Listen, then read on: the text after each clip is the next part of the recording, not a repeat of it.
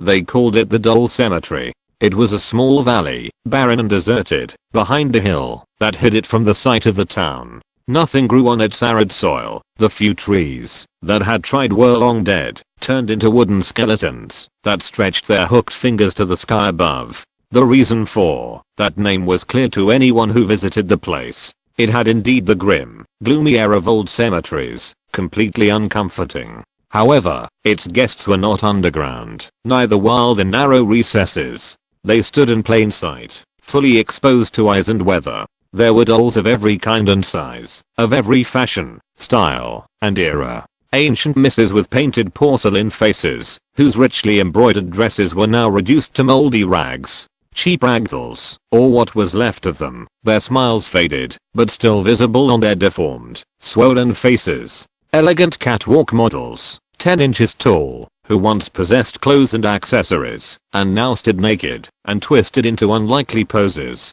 Child dolls that had once walked, cried, or called their mommies, and now laid motionless, silent, often mutilated. Some of those that had been there longer were stuck to the ground, or tied to the trees with iron wires, now corroded by rust, or with ribbons and strings that time had worn and faded. Most, though, had simply been left on the ground, and many of them had been pushed around by the wind or rain, gathering in some hollow, as if in a sad common grave. No one knew who had placed the first doll there, or why. Even for the eldest of the town it was a question without answer, but somehow it had started a sort of tradition. There were still girls who, forced to separate from their favorite doll, passed beyond any chance of repair, asked for her to be brought there, among her peers. But doing it was a task for parents, because no child ever ventured there, not even for a dare. The doll cemetery was a grim and sad place even in the full light of a summer day, but in the night, or even worse in one of those dull days threatening rain, when clouds cast a grey light over the whole place, it was impossible to walk through it and not be overwhelmed by a feeling of anguish, as if each of those little, abandoned bodies hosted a soul, silently screaming all of its torment to the ears of the living. Like any respectable graveyard, the doll cemetery had a caretaker, or at least that is what the old homeless man who had found shelter in the badly assembled shack right in the middle of the valley was said to be. They said that during the day he walked around the place, whispering incomprehensible words to the dolls, as if to comfort them, and that at night he went back to his shack, and, behind the window, or in the doorframe in the hot summer nights, stood vigilant as if protecting a sacred place from whatever intruder. The townsfolk believed he was crazy, but harmless, especially because he never left the valley, and whoever wanted to find him always knew where he was. But in truth nobody ever wanted to find him. At least until the girls disappeared.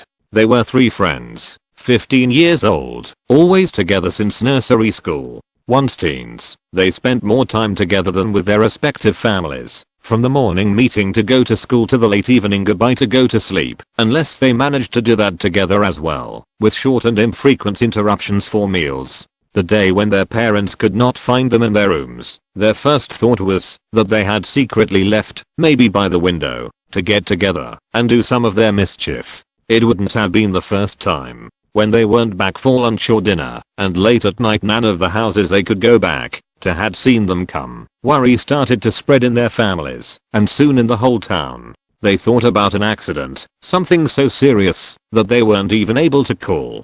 Groups of volunteers were formed, and they searched for the girls everywhere, in the town and around it. But they didn't go behind the hill. Why should they? It was only when none of them brought back any news that the mother of one of the 3 remembered, shocked, what her daughter had told her a week, maybe 10 days ago, failing to elicit her attention. What she had said about the caretaker of the doll cemetery. He had molested them, so the girl had said to her mother, that didn't care to listen, knowing how frequently her daughter made up unbelievable stories to feed her lust for attention. He had approached them late at night, she had explained. He had tried to make them follow him. He had tried to touch them, but they had fled. The parents of the second girl said they had heard nothing of that. They accused the poor woman, dumping on her the blame for what might have happened. They aroused the spirits of their neighbors and declared themselves ready to tear that shack down if that could help to find their daughter. But for the father of the third girl, a widower with a meek face and a large body, the report had been no news.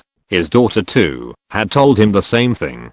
But it couldn't have happened. That man never went into the town. Everybody knew, and the girl had sworn she had never set foot in the cemetery. Clearly it must be a misunderstanding, maybe a prank, he kept repeating.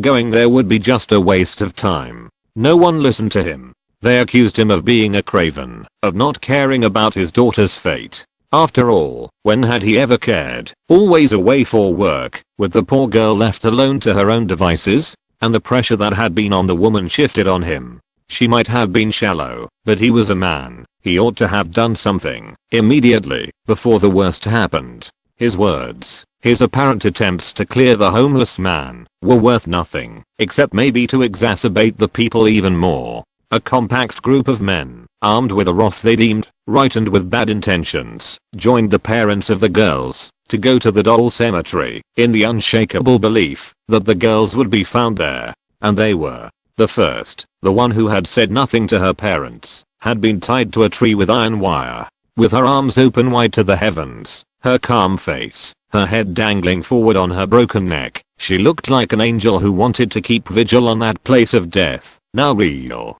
Cries of rage rose from the crowd, who started to march faster. Still, even before such evidence, the widower kept saying that it was impossible, that the caretaker couldn't have done that.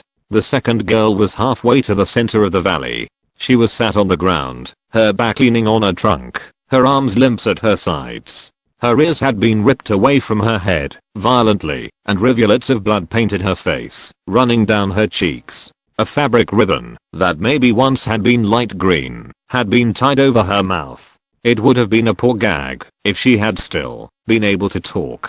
The dramatically belated rescuers started to run. Maybe there was still a chance to save the last girl, even though her very father, surely out of his mind by now, was shouting for them to stop, to stay away from the shack. And there, on the door, they found the last one, the widower's daughter. She had been thrown to the ground with no regard, in a tangled heap.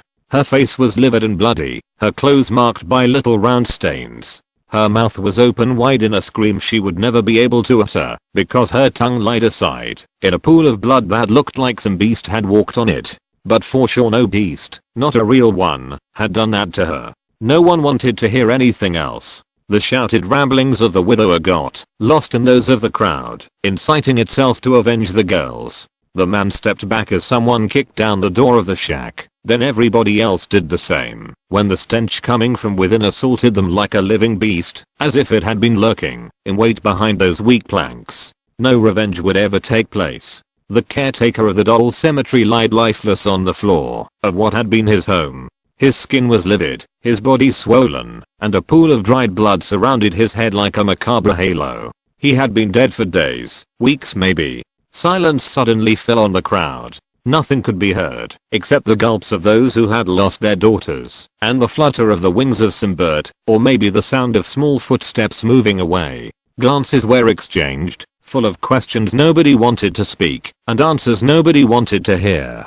Then all eyes converged on the only one who had never wanted to go there, who was now walking away slowly, looking down, clutching his chest with his hands. They saw him stumble toward the hill, then suddenly stop to free the hem of his trousers from the hand of a doll that must have got stuck into it. They saw him tremble as he shook his leg, as if in panic, then turn around and disappear behind the hill at a brisk step. From that day, nobody set foot in the doll cemetery anymore.